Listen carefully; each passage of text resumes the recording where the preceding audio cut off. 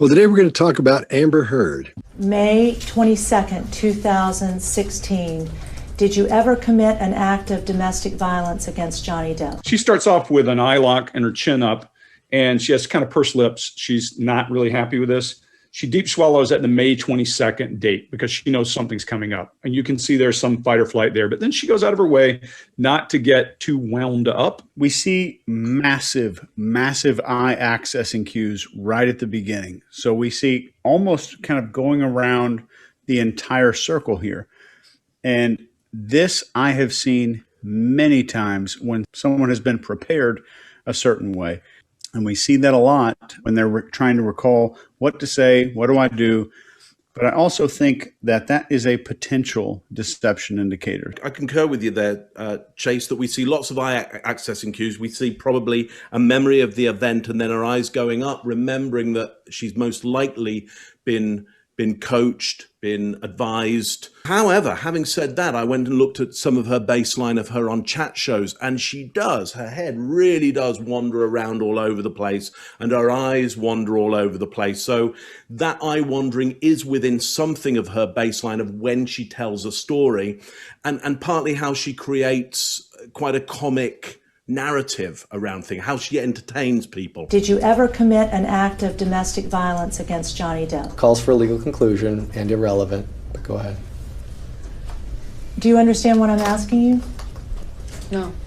When any attorney, any good attorney prepares a witness for a deposition, they're going to say, wait a few seconds before you answer to give me an opening so I can object to opposing counsel.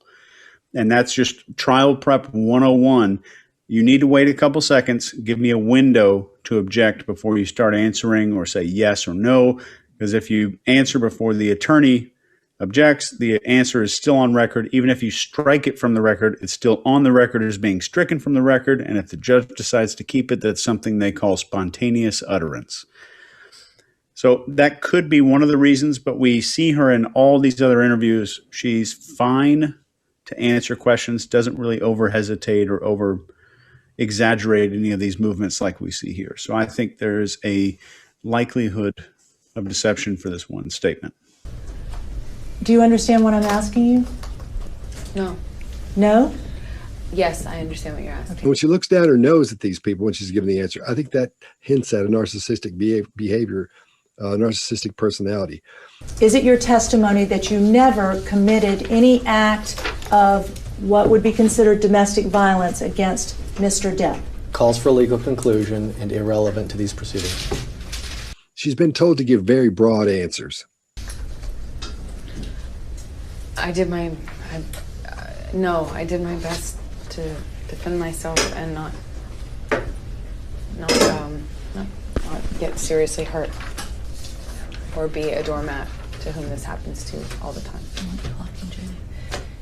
You want to give as broad an answer as you can so it can be read either way. Well, she meant this by that, not this specific thing. You don't want to go into a microscope, but you want to go in and give them a big old hunk of stuff, and you want to spread it out. So that's why her answer is so odd sounding. I don't think she's the smartest person in the world, but that's why she's having a problem making this broad, because she's been told to do these things, and she has been prepped, but she didn't listen because she's an actor and she thinks she can remember all of these things to say. So that's why she's looking around for the things she's supposed to be saying. She's not ready for them. She does do some sacred space in this one as she crosses her body, creates a barrier, and starts to adapt. She uses the biggest barrier she has, and that's her attorney.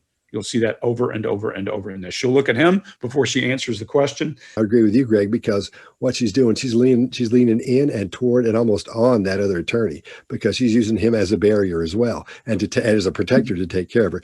At the same time, showing, I've got somebody in this with me. I'm not wrong. I've got these attorneys here, because this guy keeps butting in, which he's fairly aggressive, I would say, to say the least about that.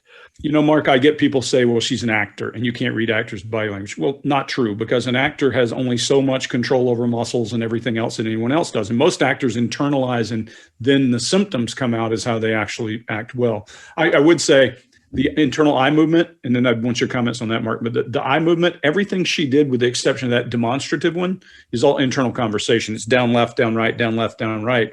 And down left is typically, hey, I'm talking to myself about something, and down right, I'm feeling something. And those two things, I always say there are not many absolutes in body language, but when you get somebody down here, it's all internal, and that they're not accessing something they've recalled, except for through a lens, if that makes sense to you. So what do you think, Mark? I mean, you've coached actors forever. So the thing you got to remember about actors and what the public tend to do around actors is to say, well, they're actors, so they'll be like this. Well, there's many types of different actors and qualities of actors, and some actors are really good and some actors are really bad. I mean, just because you get the name actor doesn't mean you're any good at it. So you have to look at how good they are at being able to sustain a believable performance for a certain amount of time and under pressure. And so I think what we get here is the pressure does show through. There are some performance elements here. There's some very true elements going on, and they're mixed up with a whole bunch of pressure as well. So I think that's why we get quite a chaotic succession of different gestures and adapters and all kinds of things, mouth grooming and eye accessing going on all at the same time, is that it's just a bit chaotic and uncontrolled at times.